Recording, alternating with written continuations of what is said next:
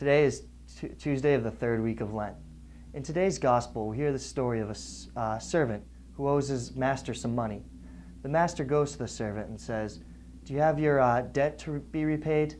And the servant begs for mercy and says, "I don't have it now, but I'll pay you back." The master goes, "No, that's okay," and lets the servant go. As the servant is leaving, he runs into an acquaintance, and the acquaintance goes, this acquaintance owes the servant some money. And the servant goes, "Do you have my money?"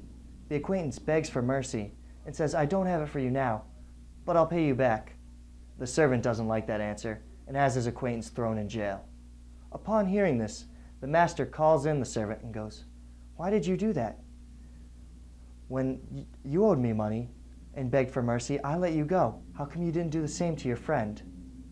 The servant didn't have a response, and the master threw him in jail.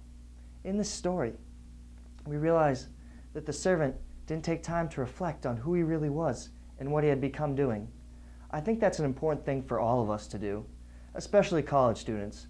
In this time we're trying to figure out what we're doing. Me and my fellow seniors have to take time to reflect to find out what we're doing after graduation, whether it be get a job, go to grad school, or even stay in our field of study.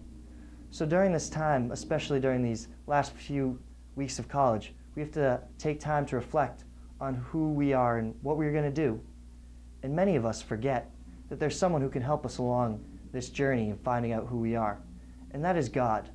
Whether it because we're too busy with homework, going out with friends, or even just technology, checking out the computer, going online, we forget to take time out of our day to reflect with God to see who we are and what we're going to do with the rest of our life.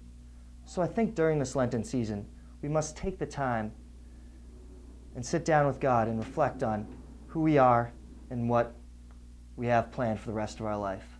Thank you.